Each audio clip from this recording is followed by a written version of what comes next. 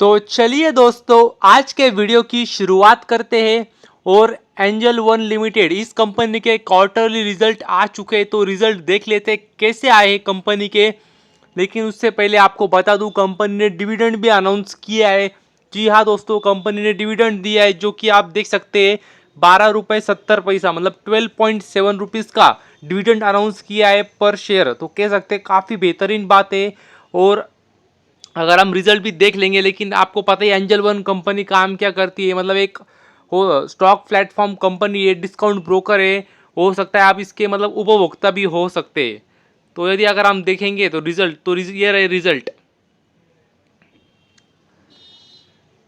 तो अगर हम टोटल इनकम देखें तो देख सकते हैं, अगर टोटल इनकम जो पिछले साल हुई थी इनकम इसी क्वार्टर में वो थी 7597। और जो इनकम पिछले क्वार्टर में हुई थी वो भी देख सकते हैं, वो है लगभग 10,500, 10,500। और जो इनकम अभी हुई है इस क्वार्टर में वो है लगभग 10,600। तो ये रही इनकम। तो एक बार हम देख लेते हैं खर्चे कितने। लेकिन आप देख सकते हैं इनकम में अगर आप देखेंगे तो ईयरली तो ग्रोथ है, मगर क्वार्टरली बहुत बड़ी ग्रोथ नहीं है, लगभग फ्लैट आंकड़े भी कह सकते हैं। और यदि अगर हम टोटल एक्सपेंसेस भी देखेंगे तो देख सकते हैं टोटल एक्सपेंसेस जो खर्चे हुए पिछले साल जो हुए थे इसी क्वार्टर में वो थे 4,500 लगभग। और जो खर्चे पिछले क्वार्टर में हुए थे वो है 6,400।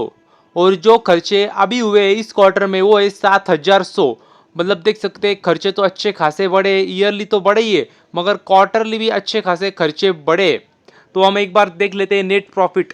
तो कंपनी तो मतलब प्रॉफिट में ये डिविडेंड बांट रही है कंपनी, तो कंपनी प्रॉफिट में ही होंगी। और देख सकते हैं अगर आप प्रॉफिट फॉर द पीरियड अगर आप देखेंगे तो देख सकते हैं जो पिछले साल हुआ था प्रॉफिट इसी क्वार्टर में वो था 2280। और जो प्रॉफिट पिछले क्वार्टर में हुआ था वो है 3045। और जो प्रॉफिट अभी हुआ है इस क्वार्टर में वो है लगभग 2603।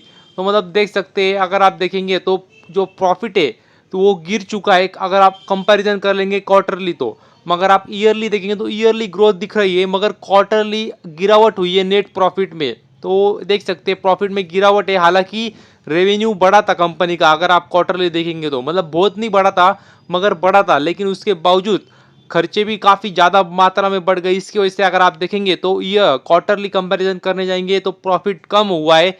लेकिन आपको ये बात भी पता चाहिए जो कंपनी है इसने पिछले कुछ समय में अच्छे खासे नहीं बेहतरीन रिटर्न बना के दिए। और वो ऐसे ही नहीं दिए, वो इस वजह से दिए कि कंपनी के जो क्वार्टरली रिजल्ट आते थे वो बहुत ही बेहतरीन आते थे।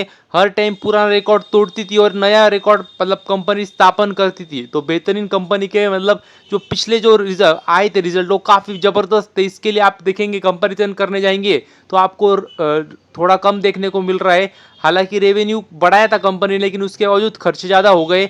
उसकी वजह से अगर आप देखेंगे तो नेट प्रॉफिट कम आया है। तो एक ओवरऑल आपको ध्यान में आ गया होगा, खर्चे मेंटेन नहीं करने की वजह से कंपनी का नेट प्रॉफिट क्वार्टरली डाउन हुआ है।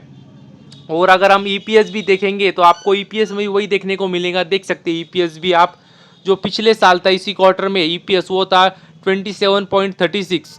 और जो पिछले क्वार्टर में आया था वो है 36.31। और जो अभी आया है वो है 31.02। तो मतलब देख सकते हैं वही है, क्वार्टरली प्रॉफिट डाउन हुआ है और ईयरली तो ग्रोथ है।